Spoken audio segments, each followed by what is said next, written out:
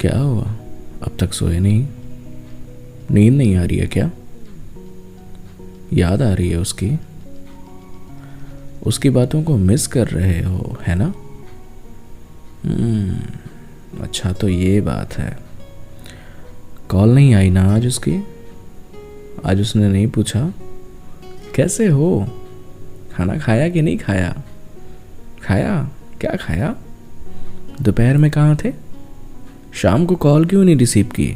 और अभी थोड़ी देर पहले कहाँ बिजी थे? कौन था? और ना जाने कितने सवाल जो वो हर रोज पूछा करती थी, पर आज नहीं। बड़ा अधूरा सा लग रहा है ना उसके बिना। समझता हूँ, मैं भी तो बिल्कुल ऐसा ही हो गया था उसके जाने के बाद, बिल्कुल ऐसा, तुम्हारी तरह। वो रात कितनी काली थी।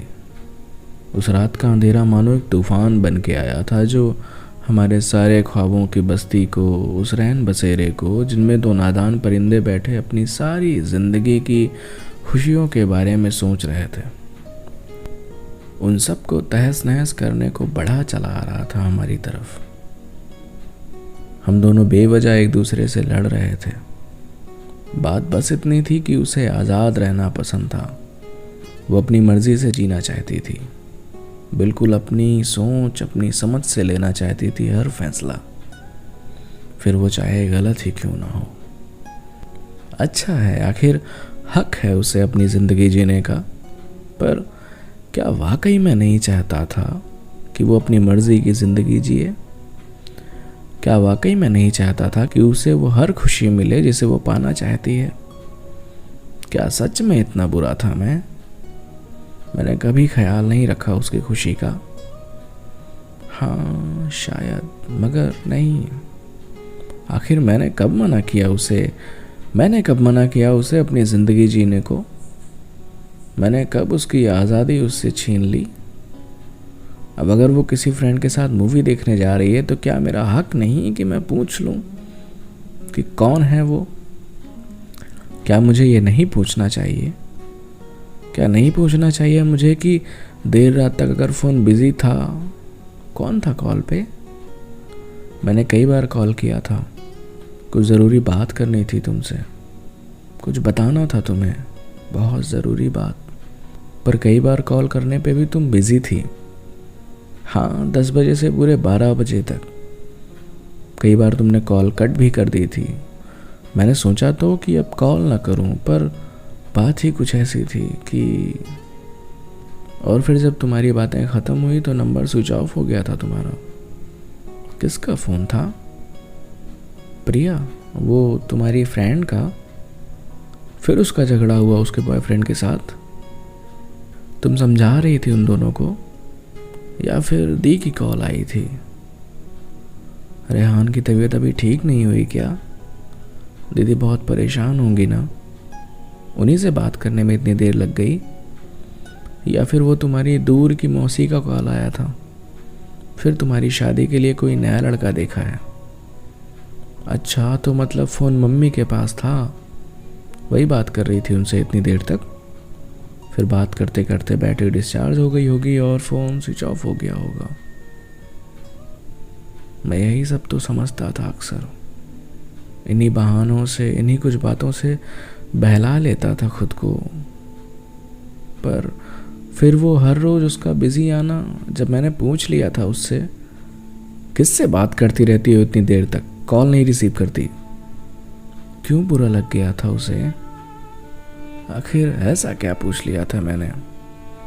क्या मुझे इतना भी हक नहीं?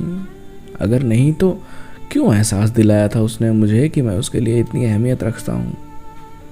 क्यों बताती थी मुझे वो हर बात, फिर वो चाहे ज़रूरी हो या गैर ज़रूरी? मैं तो नहीं पूछता था कि आज तुमने नाश्ते में क्या किया, किसने बनाया था, कितना नमक कम था, चाय में कितनी चीनी ज़्यादा थी, मोहल्ले में किसके यहाँ फिर झगड़ा हुआ, घर में कौन से नए मेहमान आने वाले हैं, आज तुम नहाने के बाद क्या पहनने वाली हो, कौन सा ड्रेस पहनने के बारे में सोच रही हो। आज मैं तो नहीं पूछता था ये सब उससे, फिर क्यों बताती थी मुझे हर छोटी से छोटी, हर बड़ी से बड़ी बात? और अगर वो उसका प्यार था तो क्या आज हमारे बीच वो प्यार नहीं रहा, कुछ भी नहीं रहा पहले जैसा, जो मेरे एक छोटे से सवाल पर इतनी नाराज हो गई वो मुझसे। हाँ सच ही तो है, मैं भी पहले जैसा कहाँ रह गया हूँ, बिगड़ गया हूँ बिल्कुल। उसकी यादों ने बिगाड़ दिया है मुझे। अब मैं चाहूँ भी तो वापस लौट कर नहीं जा सकता, अब उसे नहीं मना सकता, उसे वापस नहीं बुला सकता।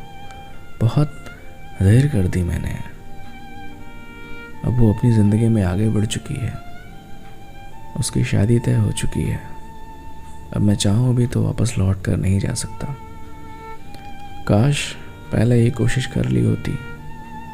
वो वापस तो आना चाहती थी पर मैंने अपना इरादा बदल दिया था। उसे उसकी गलती सुधारने का मौका नहीं दिया मैंने। पर देखो तुम ऐसा बिल्कुल भी मत करना। कॉल करो उसे, बात करो उससे, माफ़ी मांग लो उससे। गलती नहीं है फिर भी एहसास कराओ उसे कि कितना प्यार करते हो तुम, कितना ज़रूरी है उसका साथ तुम्हारे लिए। एहसास कराओ उसे कि तुम वो सब कुछ करने को तैयार हो जिसमें वो खुश हो। क्योंकि आज झुकने से अगर आपका कल ऊपर उठता है तो झुकना अच्छा है। माफ़ी मांग लो उससे और माफ़ कर दो उसे। कॉल ना सही, मैसेज करके बोल दो, नींद अच्छी आएगी। उसकी यादें क्या बिगाड़ पाएंगी भला मेरे ख्वाबों का, कि तुम्हारे लिए है। उसकी यादें भला क्या बिगाड़ पाएंगी मेरे ख्वाबों का। मैं उसका नाम लेकर सोता हूँ, मुझे नींद अच्छी आती है। Good night. Hey friends, it's your friend voice lover Ayush Bhatt फिर से आज अपनी कुछ बातें लेके आपके सामने आया था। उम्मीद करता हूँ आपको ये बातें पसंद आई होंगी, और अगर पसंद आई हैं तो प्लीज़ चैनल को सब्सक्राइब करें, दोस्तों के साथ शेयर करें, कमेंट करके ज़रूर बताएं कि आपको ये वीडियो कैसा लगा। फिर मिलते हैं अगले संडे किसी नई कहानी, किसी नई पोइट्री या फिर कुछ नई बातों के साथ। Thank you so much.